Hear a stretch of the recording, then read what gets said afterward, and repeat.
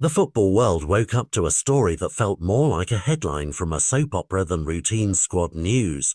Trent Alexander-Arnold, a name synonymous with England's right flank in recent seasons, was left out of the manager's latest squad.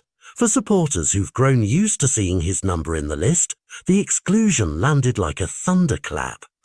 It's not just about one matchday squad, it's about selection philosophy, about a manager deciding that no one is untouchable, and about a signal being sent that reputation alone will not buy you minutes anymore. The immediate reaction was predictably loud, social feeds filled with disbelief, pundits splintered between sympathy and understanding, and former players wondering whether Trent's style still fits the blueprint the manager wants to build around. But behind the noise there are cleaner, quieter reasons that explain why such a high-profile omission makes sense from a strict footballing perspective. The manager, pushing for a tighter, more competitive group, has prioritised players who offer either a slightly different defensive profile, greater versatility, or the exact tactical attributes required for the upcoming qualifiers. When selection becomes about small margins, matches are decided by seconds, and managers are understandably ruthless about the tools they want on the pitch. This camp's choices point to a desire to tighten defensive transitions,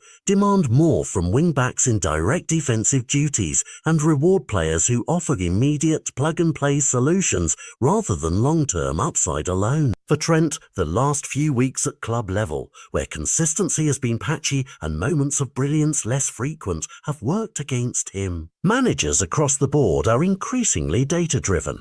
They look at recent output, recovery profiles and defensive metrics as much as they do the highlight reels. That means a dip in form or a tactical mismatch can lead to sudden visible consequences, but omission does not equal exile. For many internationals, a spell on the sidelines prompts reinvention, a concentrated period to rebuild sharpness, adjust to tactical demands, and answer the manager's questions with form rather than words. The squad that did make it suggests clear beneficiaries, players whose recent club performances have edged them ahead, or youngsters whose pace and directness fit the brief the boss is writing. Those inclusions are not merely personnel swaps, they hint at subtle alterations in how England might set up in the coming qualifiers, a slightly more pragmatic defensive posture, quicker outlet passes, and an emphasis on controlled width rather than creative isolation.